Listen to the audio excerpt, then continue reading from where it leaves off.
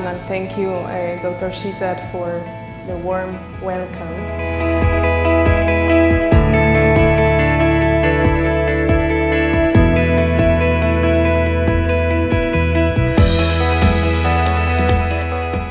Our discussions today will not only inform our research agenda on inclusive growth for the Middle East and Central Asia region, but will also enable us to understand better the challenges and the opportunities facing the region and Pakistan in this regard. Because alongside the Pakistani authorities, representatives from the academia, the business community, the media and the civil society all recognize that there is great potential in Pakistan's workforce, men and women, which can be best realized by fostering a business environment where the private sector can thrive. Those who participate to the meeting. So when we started thinking about the communication agenda, the outreach related to the annual meetings, we thought we would try to put some attention to this issue of inclusive growth in the region, in the Middle East and North Africa region, which is a long-standing issue, of course, despite the progress that have been made over the past decades.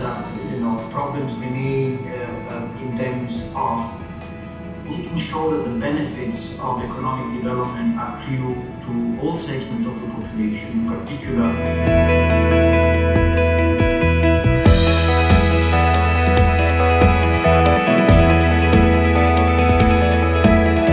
And allowing us to share this work with you. So in the sort of year, it's been about a year since I became mission chief to Pakistan, it's been clear to me that despite some turbulent times over this period, that Pakistan really has fundamentally a great potential to raise its growth, to raise living standards and make also growth more inclusive. But for this to come to pass, it needs to be built, the growth needs to be built on a bed of stability.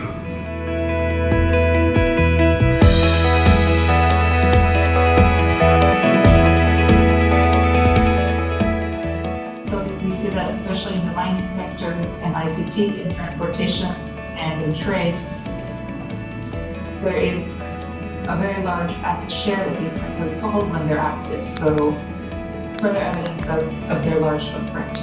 So here we document from a paper prepared by colleagues in the Middle East and North Africa Department at the fund, the fiscal support to SOEs. In addition to a large footprint of the state overall, what we focus on is especially the large number of state-owned enterprises operating in the regions and their large market shares, as these might be most likely to directly interact with the private sector and potentially crowd out private sector businesses.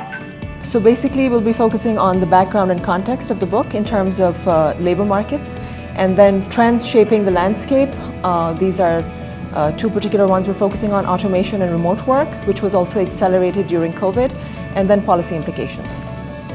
So if you go to the next slide, here is the background and context. So while annual GDP has accelerated in the Middle East and North Africa region, job creation has been limited and unemployment remains stagnant.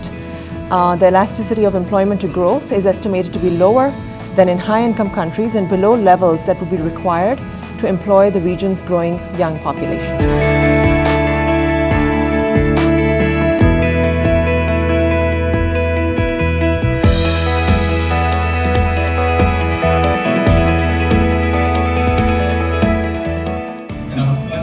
These have sizable implications on the fiscal front in terms of tax revenue. So just to conclude with some key takeaway here, we find that gender disparities in what we call basic and financial legal rights and to some extent labor market legislations help explain the larger gap in labor force participation in employment in the MENA compared to other regions.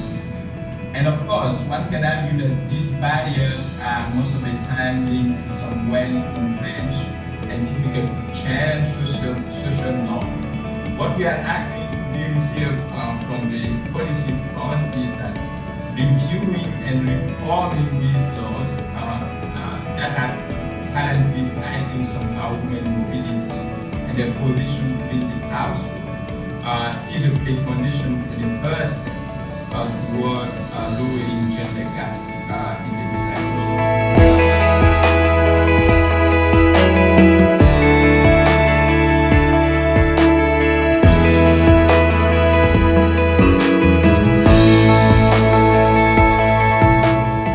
Gender-responsive budgeting, because we all know it's a constitutional requirement of the Islamic Republic of Pakistan that we have to show the equal rights and equal treatment on citizens and persons without any gender discrimination.